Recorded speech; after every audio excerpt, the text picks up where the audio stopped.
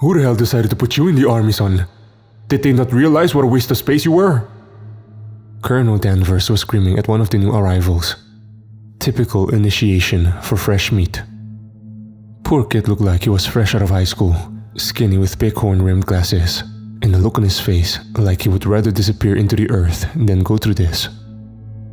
"I'm sorry, sir," the boy said as he tried to gather items from his pack. The strap had broken as he was picking it up, causing it to fall and unload the contents all over the jungle floor. "Goddamn right you're sorry. Pick this shit up, now." Colonel was in a bad mood. He usually just yelled at the new kids once, then let them walk away, fresh shit in their pants. This time though, something had him on edge. Gerald walked over and stooped down, helping the kid clean up. Bad enough he had to come to fucking Vietnam. Now he's getting screamed at when he's fresh off the plane. Gerald remembered what those days were like. They seemed so long ago. "I'll take it from here, Colonel," Gerald told the older man as he picked up the last item from the ground, stuffing it in the kid's pack. "Is this weak piece of shit yours, Sergeant?" Danvers asked Gerald, still at attention, staring the kid down. "No clue, sir. What's your name, son?" Gerald turned to the kid, noticing the scared look on his face. He wouldn't last a week out here. "McCoy, sir." The boy straightened up and saluted, realizing that he had two high-ranking officers standing in front of him. "Well, I better not get you fucking up again, McCoy." Danvers yelled at him one more time, then turned on his heel and walked away, looking for someone else to scream at. "You caught him on a bad day, kid. Try to lay low for a while," Gerald told him as he walked away. McCoy looked after him, not knowing whether to cry or run back onto the plane. The only thing he knew was that this was going to be awful. Gerald was woken by the sound of someone yelling at him and shaking his bunk. "Get up, asshole. We've got orders. Hotel squad ain't come back from their patrol yesterday. We're supposed to go find them." It was Fox waking him up. Fuck, Gerald thought to himself. Colonel probably assigned the whole peanut gallery to go look for them. Gerald rolled off his bunk, landing lightly on his feet.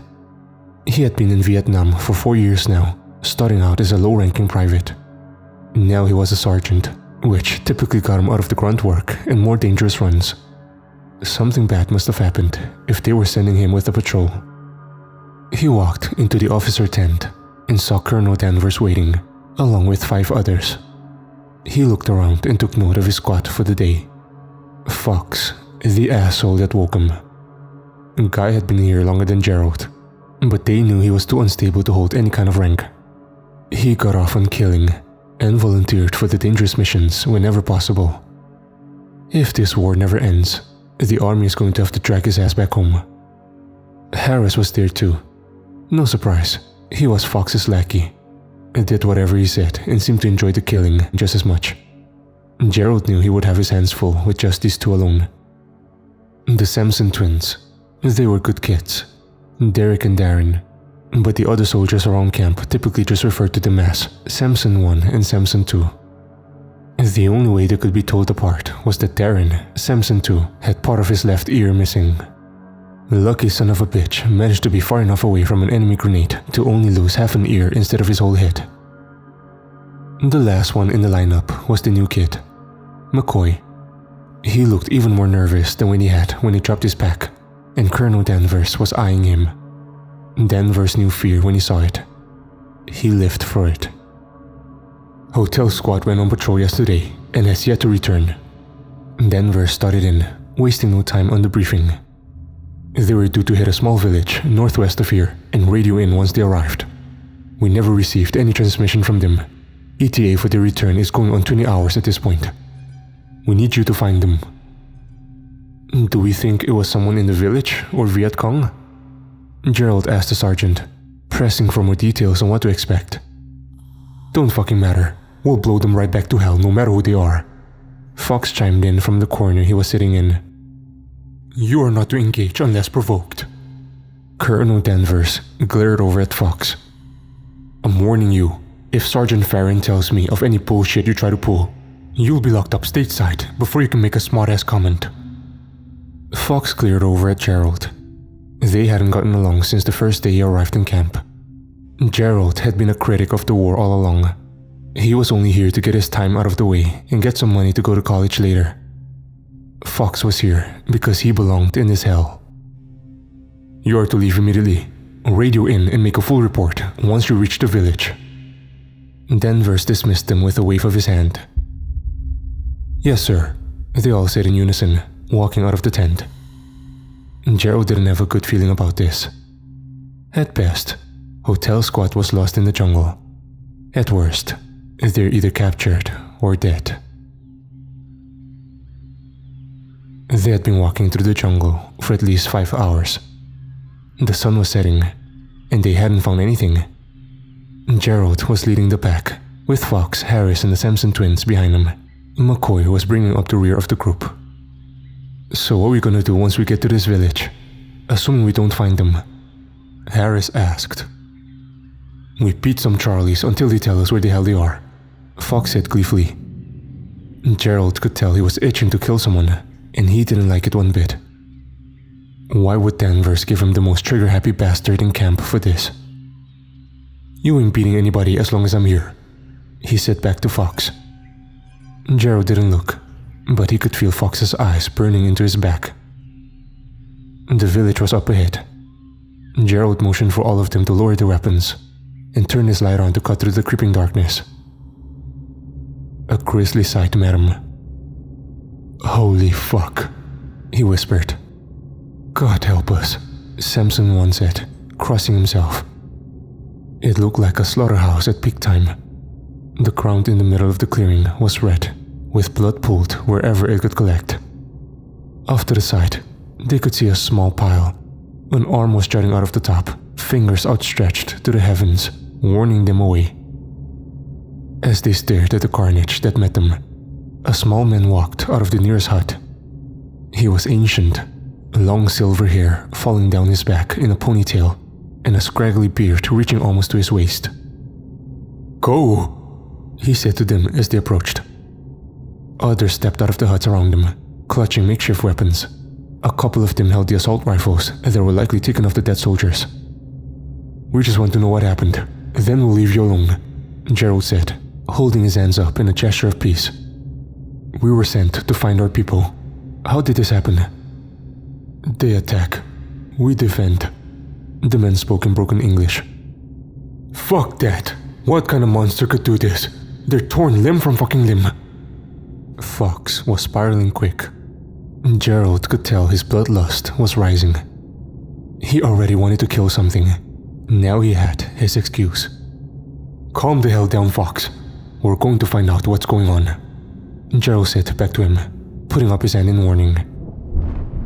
Thunder rumbled ominously in the distance. A storm was moving in, and the sun was going down. Gerald knew they needed to defuse the situation and get back to camp, quick. At least let us get their tags, please. Their families deserve to know they're gone. He appealed to the old man, pointing at the tags hanging from his neck, hoping for some sense of mercy for the poor souls. The man threw a bundle of tags to the ground at Gerald's feet.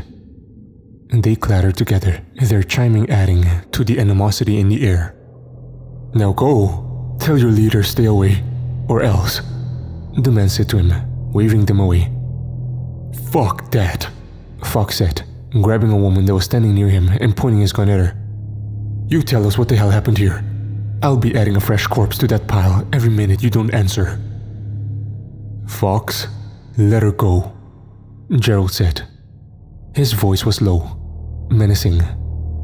His laid-back nature was gone, replaced by the cold steel of someone who had already seen too much bloodshed. Don't think I fucking will, Fox said, pressing the barrel of his gun against the woman's temple. Boys, take your pick. Harris and the Sampson twins each turned their rifles on a different villager. McCoy looked on, hands on his side, mouth open.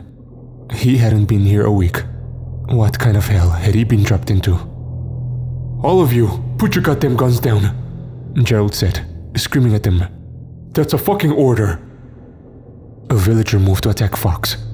Gerald couldn't tell if it was lightning or the muzzle flash that he saw. Thunder boomed along with the gunshot, and the woman fell dead at Fox's feet. You goddamn idiot! Gerald screamed, rushing at Fox.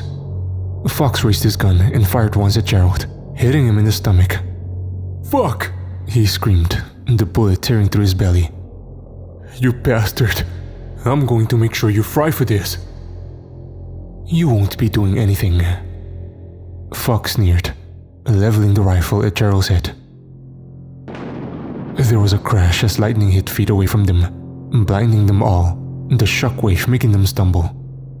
McCoy was knocked back into the trees, sprawled on his back. He sat up in a daze. Where the old man had been standing, there was a large scorch mark. The old man was nowhere to be seen. Gerald looked back to Fox, who was bringing his rifle back up to aim at Gerald's forehead.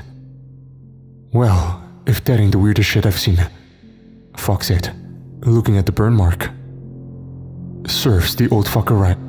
His boasting became screaming as he was flung into the air by what looked like another bolt of lightning. He flew up at least 15 feet, coming back to the ground on his head. McCoy looked on, still on the ground where he landed, frozen in fear. He heard the crunch as Fox's neck snapped. What the hell? Harris said, jabbing at his captive villager. Lightning flashed by again, but McCoy noticed this time that it wasn't coming from the sky. The bolts seemed to be streaking across the clearing from one side to the other. Occasionally, it would arc upwards, coming back down and settling in the trees. It was almost a solid mass, moving and stopping as it pleased. Harris gasped, dropping his rifle and clutching at his midsection. He had been ripped open when the bolt streaked past him, entrails spewing out in ropes onto the ground. Shit, Samson once said. He looked over at his twin, silently communicating the idea to run. They both dropped their hostages and fled in opposite directions, toward the tree line. The lightning streaked by again, running a loop around the both of them. McCoy saw Samson 2's head disappear in a geyser of blood spray from the stump that was left. Samson 1 looked back and screamed. They had come into this world together. Now they left it together. He was shorn in half by the bolt, falling to the ground and briefly clutching at his entrails coming from his waist where his bottom half had been moments before. Letting out a silent scream, he expired. Gerald wasn't sure what he was seeing was real. He knew he was dying. The bullet would have done a lot of damage, and his blood was mixing with the viscera and dirt of the jungle. He must be imagining all of this. The lightning stopped in front of McCoy, hovering in the air. That's when he was able to see it for what it was. A serpent, at least 20 feet in length, coiled around itself. It floated in the air, electricity crackling and arcing off its scales as it studied him. It had small arms coming out from its front, and more spaced out as the length of its body went on. The head was gruesome and majestic all at once, with sparkling blue scales, the color of lightning itself, as if it had harnessed nature. No, it was not nature. This was something older than humans. This was the planet itself. This was what had killed the other squad, and it was going to kill him next. Don't hurt him, please. The kid is innocent. He didn't ask to be here. Gerald pleaded with the serpent. It turned around, looking from him to McCoy, as if deciding their fates. Lightning struck from the sky again, and the serpent was gone. The old man stood in its place. He moved toward Gerald, picked up the bundle of tacks he had thrown earlier, and handed them over. "Go," he said, nodding to McCoy to take Gerald. He scrambled over, leaving his gun on the ground, and helped the injured man to his feet. Taking one last look back at the old man, he nodded and began helping Gerald away. They walked in silence for a few minutes. Finally, McCoy had to speak. "Sir, what the fuck was that?" he asked, stammering and tripping through the darkness.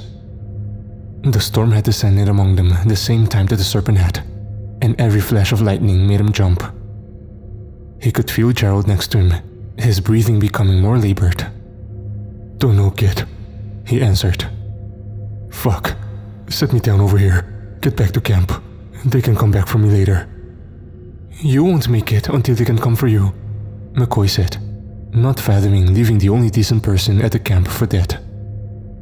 "I ain't gonna make it anyway. Much of a bastard as Fox was, he's a decent shot. I'm fucked," Gerald said, his breathing becoming more shallow with every word. "Go. Get the fuck out of Vietnam. Tell them exactly what you saw, and they're bound to let you go. They'll definitely think you've lost your shit." I can't just leave you here to die." McCoy started to cry, his tears blending into the rain falling on his face. He never wanted to be here. This goddamn war was supposed to be over. He was supposed to be going to college, doing all the dumb shit that college comes with. Getting drunk, chasing girls, partying. Not sitting in a jungle, watching the men who saved him dying. Tough shit. Go. Gerald brought his pistol out of his holster, waving him off. He knew what he was getting into coming out here. He wanted to serve his country. He didn't think he would see half the things he had experienced.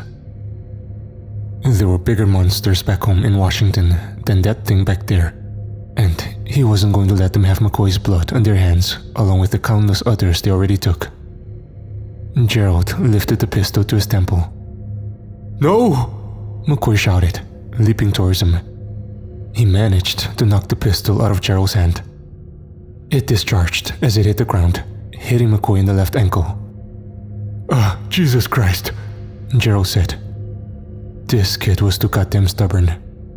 Gerald wanted him to get back to camp, but the kid couldn't leave well enough alone.